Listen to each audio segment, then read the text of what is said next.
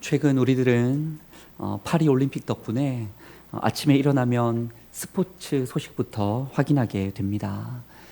올림픽 개회 전에 대한체육회에서는 최소 5개의 금메달이 목표라고 말하였는데, 오늘까지 대한민국의 성적은 벌써 금 9개, 은 7개, 동 5개나 된 게 아니겠습니까?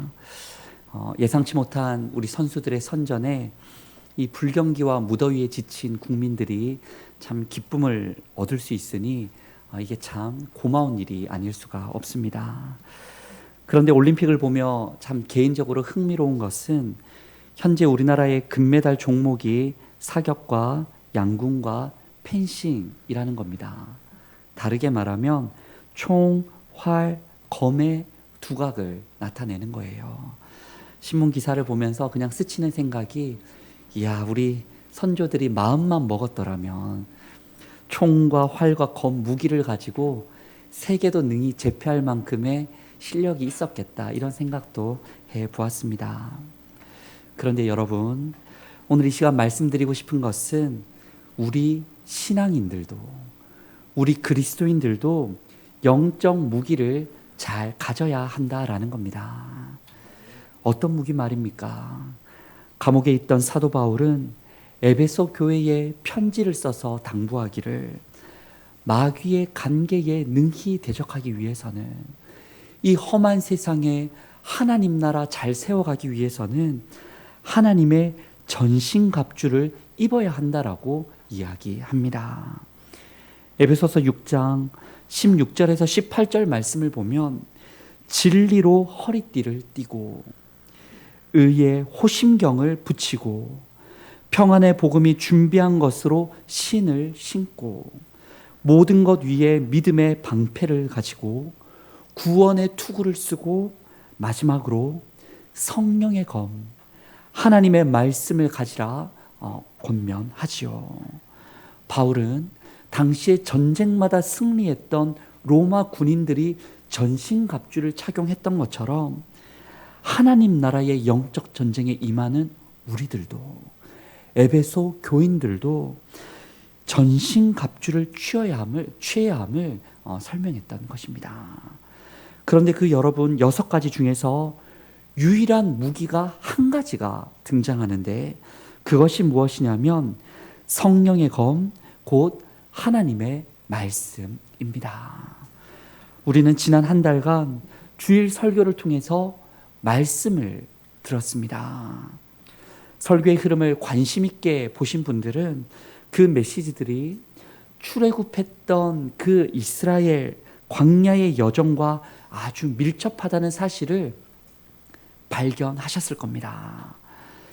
애굽에 종살이하던 히브리 민족이 건짐을 받습니다.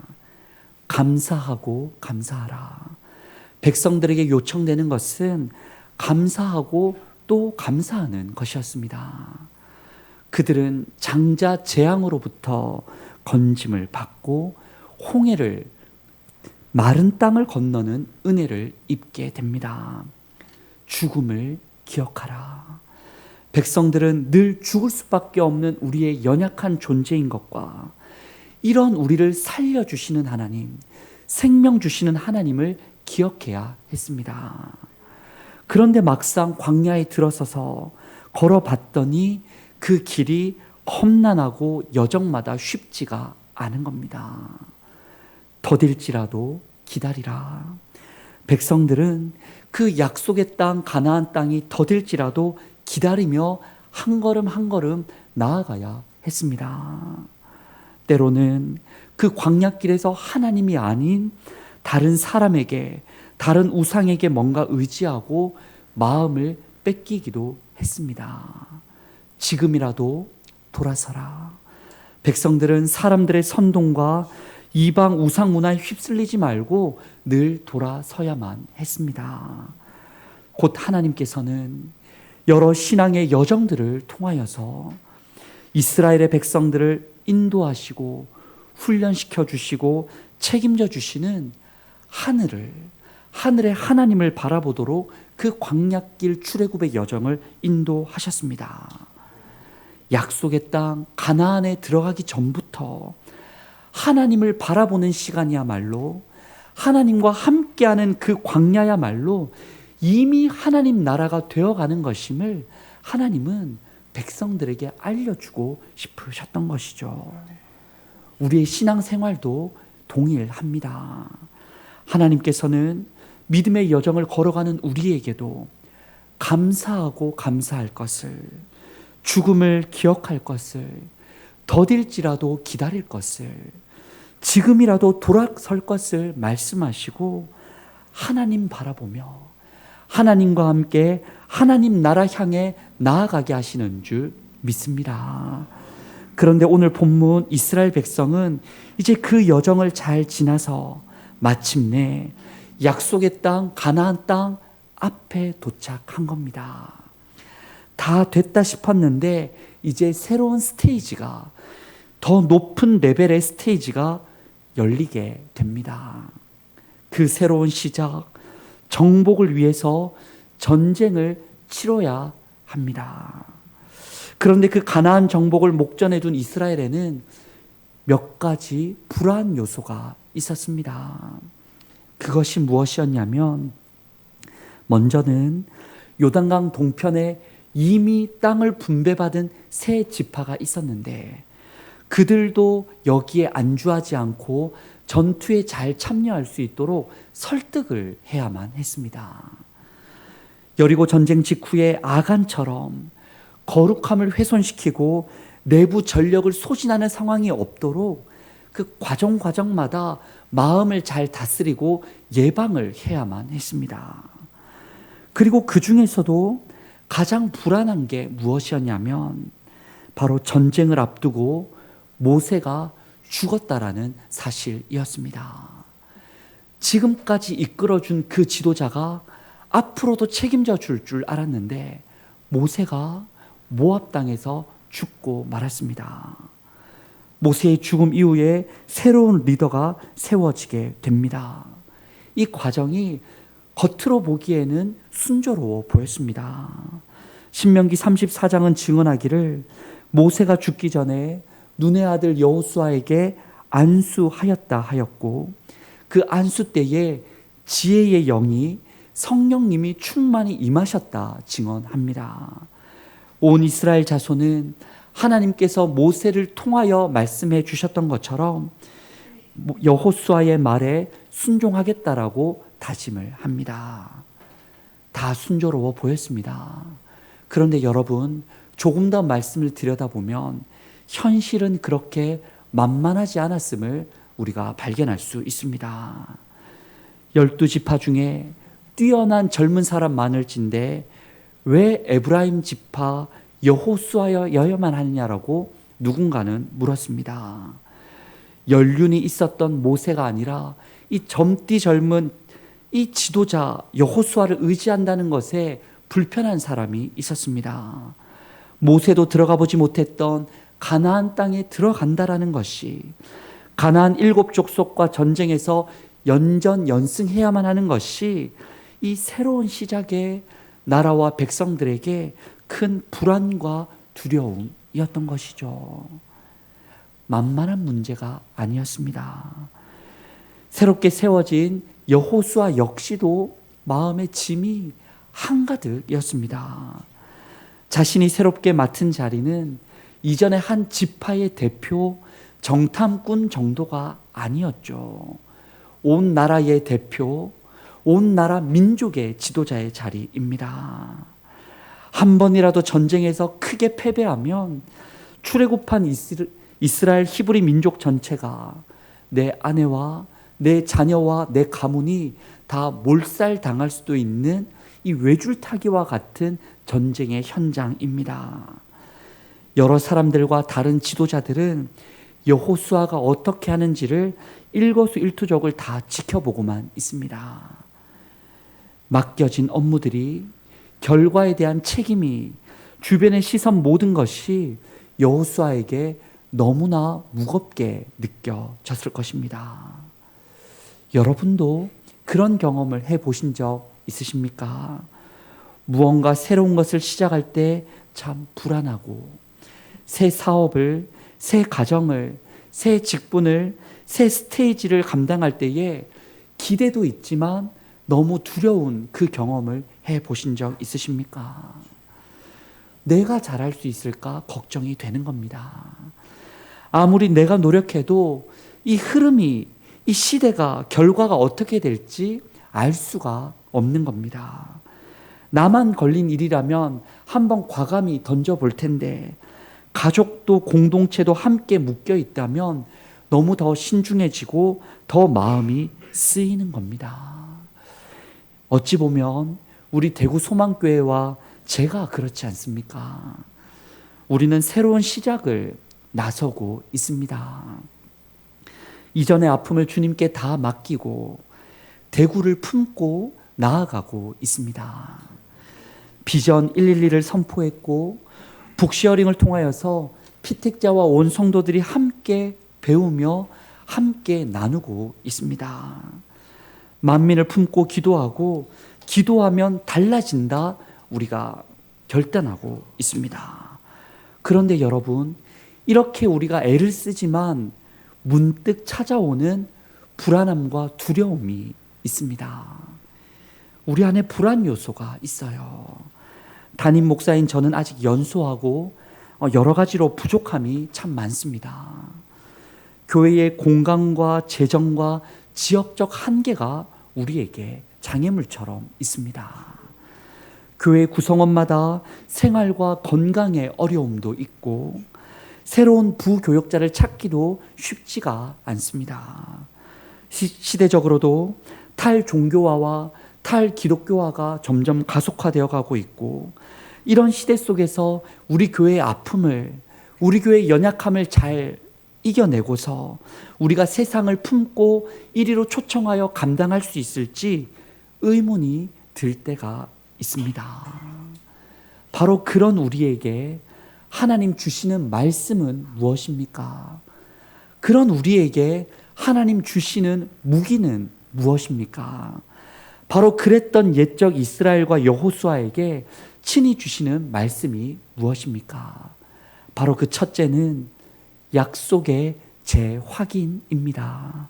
우리 2절부터 4절의 말씀을 함께 읽어보겠습니다. 내 종 모세가 죽었으니 이제 너는 이 모든 백성과 더불어 일어나 이 요단을 건너 내가 그들 곧 이스라엘 자손에게 주는 그 땅으로 가라. 내가 모세에게 말한 바와 같이 너희 발바닥으로 밟는 곳은 모두 내가 너희에게 주었노니 곧 광야와 곧 유브라데 강까지 해 족속의 온 땅과 또 해지는 쪽 대해까지 너희의 영토가 되리라. 아멘. 그 두려워하던 여호수아에게, 그 불안함 많던 이스라엘에게 하나님께서는 약속을 재확인시켜 주십니다. 옛적 아브라함에게 주셨던 그 약속, 그 모세에게 주셨던 약속, 출애굽했던 이스라엘에게 주신 약속을 다시금 소상히 일깨워 주십니다. 약속의 땅을 반드시 주리라. 너희가 하는 게 아니고 내가 너희에게 주리라 약속하십니다. 이전에도 여러 차례 말씀을 드렸는데 저는 이 대구 소망교회 올 때에 이 작년 10월을 잊지를 못합니다. 주님의 교회에 사경회가 있었고 그때 강사로 초청받았던 이찬수 목사님이 그 말씀을 전해주시는데 너무 제게 주시는 약속처럼 제가 들렸어요. 아무 제자도 가지 않는 그 길, 물 위로 류경민 목사야, 너가 너를 던지면, 주님을 믿고 던지면 물 위를 걷는 것 같은 사역을 할 것이다 약속을 해주시는 것 같았습니다.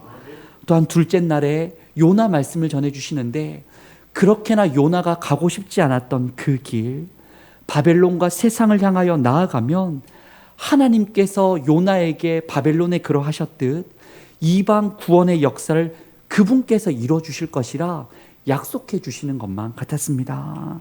그 약속 붙들고 담임 목사님 설득하고 성도들 설득해서 이 대구 소망교회 면접을 하러 와가지고 앉았는데, 이야, 이 단비 찬양단이 찬양을 부르는데 처음 들어보는 한 찬양에 제 마음이 울컥한 것 아니겠습니까?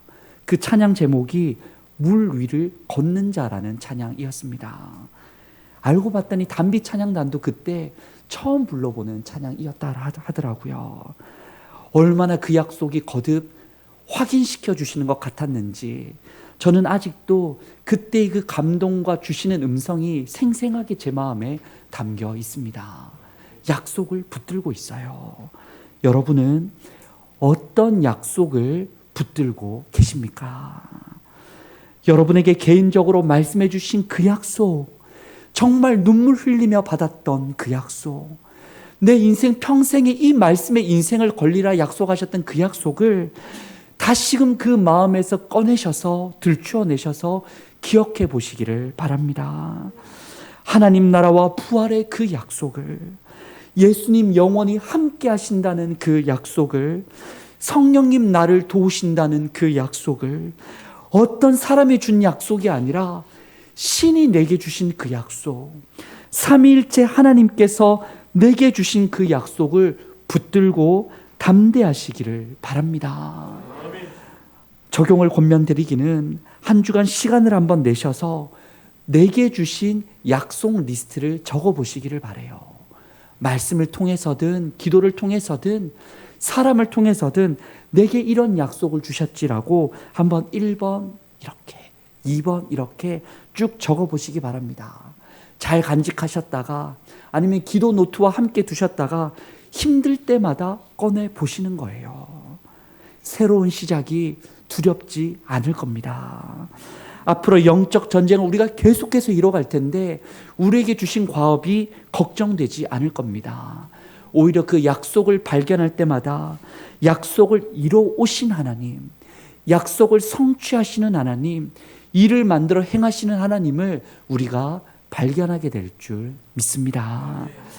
하나님께서 이스라엘과 여호수아에게 주신 두 번째 약속과 말씀은 항상 함께 하겠다였습니다. 우리 5절과 6절의 말씀도 함께 읽어보겠습니다. 내 평생에 너를 능히 대적할 자가 없으리니 모세와 함께 있었던 것 같이 너와 함께 있을 것임이니라. 내가 너를 떠나지 아니하며 버리지 아니하리니 강하고 담대하라. 너는 내가 그들의 조상에게 맹세하여 그들에게 주리라 한 땅을 이 백성에게 차지하게 하리라. 아멘. 말씀을 보았더니 하나님이 여호수아에게 여러 말씀을 하시며 모세를 언급하십니다. 모세는 처음 부름받았을 때 사실 나는 못 가겠다라고 거절하고 또 거절했던 사람이었습니다. 그런데 그 모세가 출애굽의 기적의 한 중심에 있었고 광야의 그 어려운 과업을 잘 감당해낸 게 아니겠습니까? 그런데 그 과업을 어떻게 감당했냐면 모세가 잘났기 때문이 아니라 모세를 콜링하실 때 하나님이 이렇게 약속하셨다는 겁니다. 출애굽기 4장 12절 말씀을 봤더니 하나님께서 모세와 함께 하겠다라고 약속하신 대로 하나님 함께 하심으로 모세가 모세다울 수가 있었다라는 것이죠. 이삭은 우물을 팔 때마다 그렇게 주변 이웃들이 방해를 했더랬습니다. 이걸 파면 또 와서 회방하고 뺏어가고 이걸 파면 또 와가지고는 뺏어가는 거듭되었을 때 그렇게 내어주다 결국 르호봇이라는 우물을 팔 때에 방해를 받지 않았던 겁니다. 그때 너무나 기뻐 우리가 새롭게 번성해 가리라 고백을 하였는데 여전히 이삭의 마음에는 두려움이 있었던 것이죠. 또 대적들이 와서 내 걸 뺏어가면 어떡하나. 그런데 그때에 그 밤에 하나님께서 찾아와 주신 말씀이 무엇이었냐면 창세기 26장 24절 말씀에 두려워 말라. 내가 너와 함께 있어 내게 복을 주겠다 였습니다. 함께 하겠다는 하나님으로 이삭은 담대히 나아갈 수 있었습니다. 야곱은 삼촌 라반의 안색이 변하고 자신을 대하는 것이 이전과 달라지는 것을 느꼈을 때에 이야, 내가 이곳에서 모았던 재산도 아내도 자녀도 하루아침에 다 뺏길 수 있겠다라는 두려운 마음이 들었습니다. 그런데 바로 그때 하나님께서 야곱에게 찾아오사 주신 말씀이 무엇이었냐면 창세기 31장 3절의 말씀을 보았더니 내 고향 내 족속에게로 돌아가라. 내가 너와 함께 있으리라 말씀이었습니다. 우리 믿음의 선조들이 힘들고 어려울 때마다, 두려울 때마다, 새로운 그 지경으로 나아가야 할 때마다 어찌할 바 몰라 외로워하고 있을 때 하나님이 언제나 주신 말씀이 무엇이었냐면 내가 너와 함께 있겠다 였습니다. 이처럼 하나님은 새로운 시작 앞에 있는 여호수아에게 사실은 너무 걱정되고 두려웠던 여호수아에게 약속하시는 거죠. 내가 너와 함께 하겠다. 최고의 약속을 주십니다. 영적 전장으로 나서는 사랑하는 성도 여러분, 무언가 새로운 것을 준비하고 있고 시작하는 성도 여러분, 강하고 담대하시기를 바랍니다. 왜냐하면 모세와 이삭과 야곱과 여호수아와 함께 하신 하나님이 지금 이 자리 가운데 우리와 함께 하시기 때문입니다. 주의 복음, 하나님 나라를 위한 모든 여정 가운데 믿음으로 살고자 애쓰는 일상 가운데 하나님 함께 하시니 두려워 마시기를 바랍니다.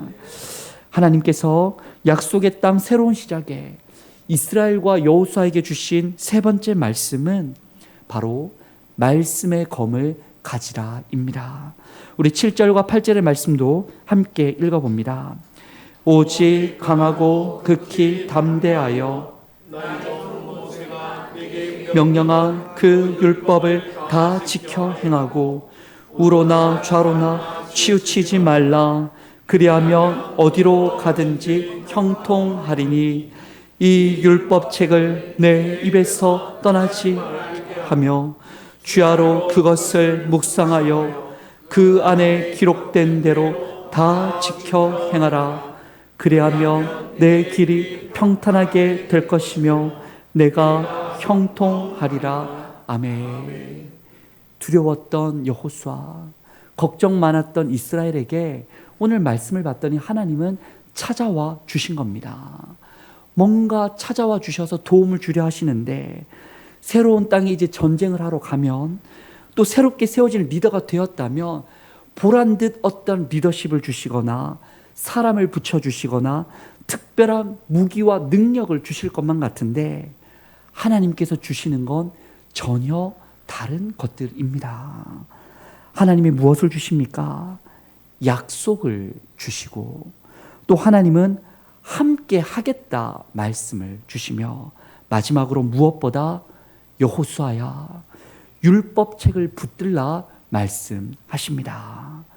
여러분 참 아이러니하지 않습니까? 대적들은 칼과 창과 방패를 가지고 있는데 하나님께서 주려고 하시는 것은 이것만큼은 너 손에서 놓치지 말라고 거듭 부탁하시는 것은 율법책을 붙들라 였습니다. 구체적으로 8절을 보았더니 세 가지를 기억하라는 겁니다. 무엇입니까? 이 율법책을 내 입에서 떠나지 말게 하라. 수시로 소리를 내어 읽고 읊조려 보라고 말씀하십니다. 또한 둘째로 주야로 그것을 묵상하여 입으로만 읊조리지 말고 말로 고백하는 그 말씀이 마음에 새겨지도록 담겨지도록 애써보라 하십니다. 그리고 마지막으로 그 안에 기록된 대로 다 지켜 행하라. 입에 있던 말씀이 마음으로, 마음에 있던 말씀이 손과 발과 삶으로 나타나도록 담아낼 것을 말씀하십니다. 바로 그렇게 하면 어떻게 된다고요? 그러면 어디로 가든지 어떤 가나안 땅의 정복 전쟁을 벌이든지 말씀만 읽고 묵상하고 살아가면 너가 형통할 것이다. 승리할 것이다. 약속하시는 하나님입니다. 그렇습니다.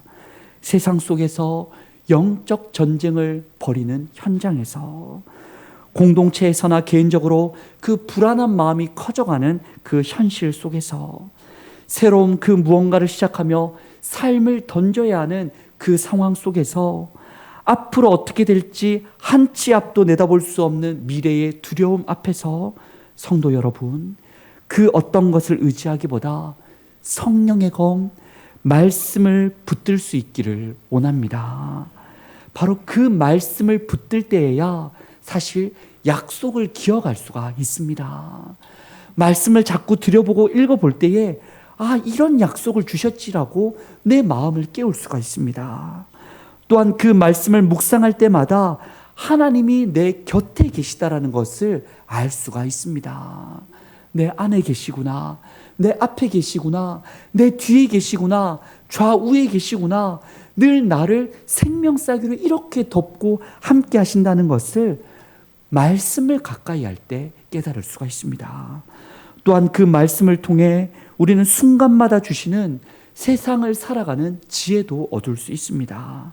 그 말씀을 읽고 마음에 담고 삶으로 살아갈 때 혈과 육에 마주치는 순간마다의 전쟁도 잘 이길 수 있지만 계속되어지는 일상 순간순간마다 하나님 나라의 가치관과 이방 우상 문화, 이 공중권세 잡은 영적 세력 안의 가치관의 싸움이 있을 때에 우리가 지지 않고 진정 승리하는 삶을 이 땅 가운데 이루며 살아갈 수가 있습니다. 어떻게 해요? 말씀에 힘이 있기 때문입니다. 말씀에 능력이 있기 때문이에요.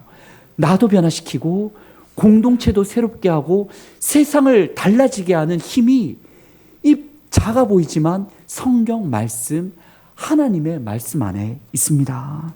그래서 히브리서 기자는 이렇게 고백하지 않습니까? 히브리서 4장 12절의 말씀을 함께 읽어봅니다. 하나님의 말씀은 살아있고 활력이 있어 좌우의 날선 어떤 검보다도 예리하여 혼과 영과 및 관절과 골수를 찔러 쪼개기까지 하며 또 마음의 생각과 뜻을 판단하나니. 아멘.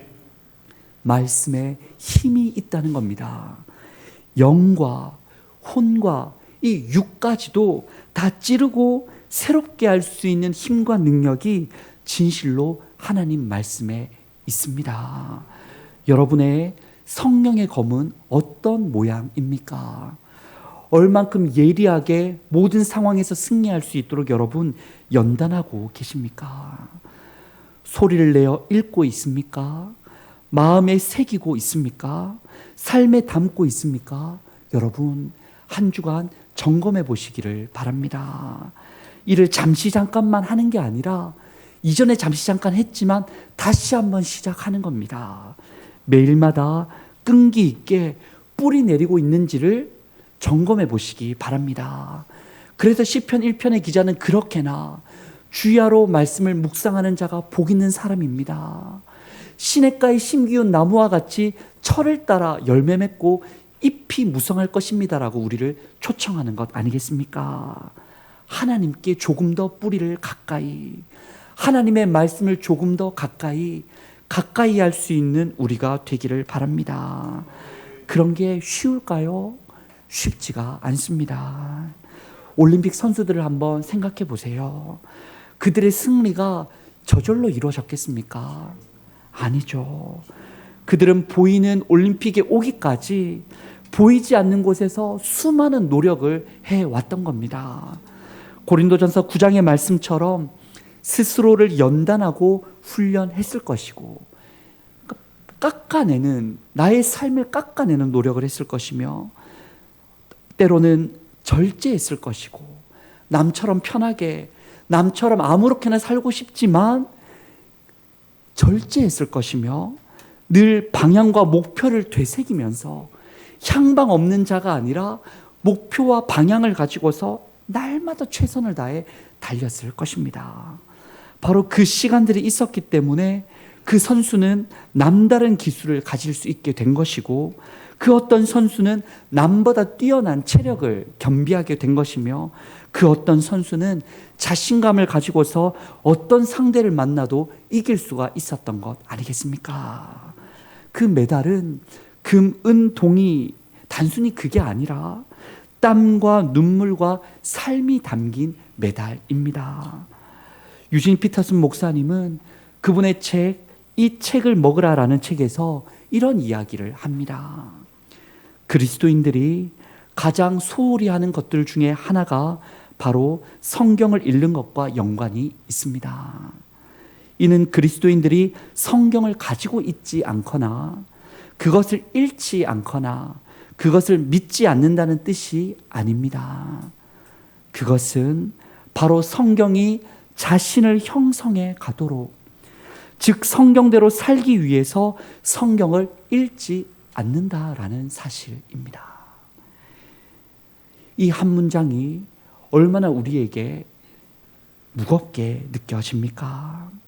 성도 여러분, 우리들은 성령의 검, 영적 전쟁의 유일한 무기인 하나님의 말씀으로 우리의 삶을 연단해야만 합니다.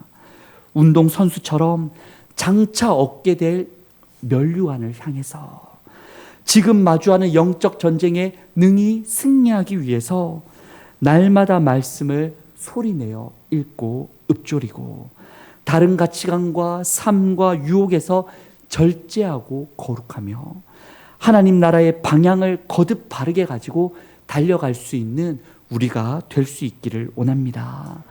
그렇게 우리가 말씀 안에 살아갈 때에 어떤 시작도 문제되지 않습니다. 나의 부족함도 걱정거리가 되지 않습니다. 우리의 가정도 교회도 염려가 없습니다. 왜 그렇습니까? 우리가 말씀을 붙들 때 사실 말씀이 우리를 붙들어 줄 것이기 때문입니다. 우리가 말씀을 붙들 때 하나님이 우리를 붙들어 이 시대를 위한 의의 도구로 사용하실 것이기 때문입니다. 오히려 우리가 말씀을 붙들 때 약속하시는 하나님, 함께 하시는 하나님, 강하고 담대하게 하시는 하나님이 친히 우리를 통해 역사하실 것이기 때문에 우리는 두려워하지 않습니다. 기억하시기 바라요. 말씀을 붙드는 땀과 눈물과 삶의 수고는 장차 하늘의 면류관이 될 것입니다. 이를 붙들고 함께 힘을 내어 나아가는 모두가 되기 원합니다. 우리 주신 말씀과 기도 제목을 붙들고 기도하기를 원합니다. 하나님, 성령의 검, 하나님의 말씀을 들고서 영적 전쟁의 현장으로 일상 속에 하나님 나라 함께 세워가게 하옵소서. 주님, 말씀을 주야로 읽고 깊이 묵상하며 다 지켜 행하는 일에, 세상으로 치우치지 않는 일에 우리를 도와 주시옵소서. 나는 두렵고 연약하지만 하나님께 능력과 형통이 있음을 믿습니다. 강하고 담대히 살아가게 하옵소서라고 우리 시간에 함께 통성으로 기도하겠습니다. 하나님 감사합니다. 많고 많은 사람 중에 우리를 택하고 불러주사 출애굽한 이스라엘 백성처럼 감사하고 감사하며 은혜 입은 자로 삼아주신 하나님 감사를 드립니다. 하나님, 죽을지라도 진정 하나님께서 살려주실 것임을 믿고 나아가게 하심 또한 감사를 드립니다. 인생의 어려움 많지만 더딜지라도 기다릴 수 있는 믿음 주심 또한 감사를 드립니다. 혹 우리가 잘못 갔을 때 지금이라도 돌이키란 말씀하여 주시고 하나님 바라보며 하나님 나라 세우는 일에 우리를 동참케 하시니 감사를 드립니다. 앞으로도 우리가 가야 할 과업이 많고 하나님 나라와 교회를 위하여 이 대구 지역을 위해서 우리가 감당해야 될 영적 전쟁들이 있는데 하나님, 우리의 힘만으로 감당할 수 없음을 고백드립니다. 오늘 말씀을 통하여서 알려주셨듯이 하나님 약속을 깨닫게 하여 주시옵소서. 늘 함께하여 주시옵소서. 말씀을 소리내어 읽고 마음에 담고 삶으로 살아갈 때에 성경이 바로 나의 삶이 되도록 읽어갈 때에 말씀의 능력, 경건의 능력, 하나님 나라의 승리의 역사를 써내려갈 수 있도록 우리를 사용하여 주시옵소서.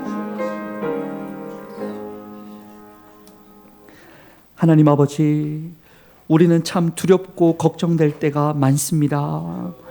골리앗같이 커 보이는 세상 속에서 영적 전쟁을 감당한다는 것도, 가정과 교회와 사회에서 맡겨진 일들을, 결과에 대한 책임을, 주변의 시선들을 감당하는 것도 참 지치고 힘들 때가 있습니다. 그러나 하나님 아버지의 약속이 있기에, 우리 주님 나와 함께 하시기에, 성령의 감동으로 쓰여진 성령의 말씀의 검을 주셨기에 우리는 오늘도 담대히 세상을 향해 나아갈 수 있습니다. 그렇게 두려웠던 여호수아 이스라엘이 결국에 승리하고 약속의 땅에 들어갔듯이, 이 자리 우리들도 하나님 나라의 온전한 승리의 때까지 하나님께서 책임져 주시고, 오늘과 한 주와 8월 한 달을 승리하고 또 승리하게 하옵소서. 예수님의 이름으로 기도드립니다. 아멘.